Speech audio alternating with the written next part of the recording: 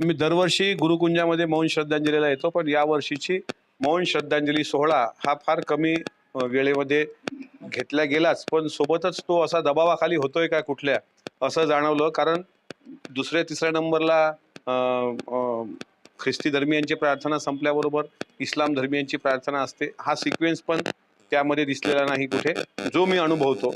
आणि कटआउट जे राष्ट्रसंतांचं लागलेलं होतं विचारपीठावर, त्याच्या अवतीभोवती सर्व धर्म संप्रदायाच्या ज्या पाऊलखुणा असतात त्या सुद्धा मोडल्या गेलेल्या दिसल्या. म्हणजे गुरुकुंज मोजरी हे सर्व धर्म समभावाचं विचारपीठ आहे, आणि ते विचारपीठ धर्मांधतेकडे झुकतंय काय अशी शंका आणि अशी भीती मला या श्रद्धांजलीच्या कार्यक्रमात यावर्षी दिसली. आज गळके सुद्धा उपस्थित होते. तुम्ही कोणाला दबाव नेमका तुमचा इशारा कोणाकडे आहे? नाही, मी कोणाच्या दबावात म्हणजे इशाऱ्यामध्ये बोलत नाही. माझं म्हणणं असं आहे की राष्ट्रसंतांच्या श्रद्धांजली सोहळा इव्हेंट होता कामा नये.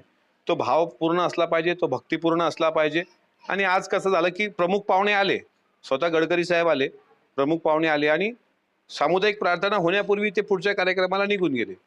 मग आपण ज्यांना तिथे निमंत्रित करतो त्यांना एकतर आयोजकांनीच विचारायला पाहिजे की सर साहेब तुम्ही पूर्ण वेळ बसणार आहात का.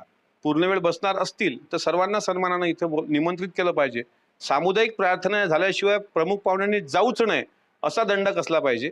कारण आम्ही बरेचदा गुरुद्वाऱ्यामध्ये जातो, लंगर होण्यापूर्वी गुरुद्वाऱ्यात आपण प्रार्थना करतो. कितीही मोठे असले, म्हणजे राष्ट्रपती जरी आले तिथे तरी त्यांना प्रार्थना करूनच जावं लागतं. बस तोच एकदा गुरुकुंजामध्ये जर त्याचा फॉलोअप घेतला गेला तर मला असं वाटतं की दरवर्षी त्याला राजकीय स्वरूप देणं, दरवर्षी त्याचं राजकीय भांडवल होणं, उद्या चालून मग एका पक्षाचेच राहतील तुकडोजी महाराज.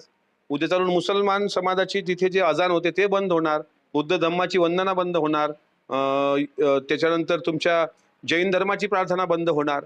मग काय राहणार मग परत यामध्ये. आणि जहाल कर्मठवादी काय म्हणता येईल त्याला लोकांमध्ये काय फरक राहिला. राष्ट्रसंतांचा विचार हा सनातनी विचार नाही. राष्ट्रसंतांचा विचार हा मानवतावादी विचार आहे, तो जगला पाहिजे. त्याकरता गुरुदेव सेवक म्हणून भगवी टोपी घालून, नाही तर हे भगवी टोपी घालून अनेक लोक भडकाऊ भाषण पण द्यायला लागलेत आता. तुमच्या अमरावतीतच देत आहेत भडकाऊ भाषण भगवी टोपी घालून. ही भगवी टोपी भडकाऊ भाषणाचं प्रतीक नाही. ही भगवी टोपी दर्शवी आपली पुरातन संस्कृती आणि इतिहासकारापूर्वीचे जे चिन्ह आर्या भारती हे स्वतः तुकडोजी महाराजांनी सांगितलं. त्याच्यामुळे कोण्या धर्माचा मत्सर घडू नये एवढी शिकवण यातून अपेक्षित होती. पण आज चित्र भयानक दिसलं. असं चित्र कृपा करून 59व्या श्रद्धांजली सोहळ्यात दिसणार नाही अशी अपेक्षा मी इथल्या आयोजकांकडून करतो.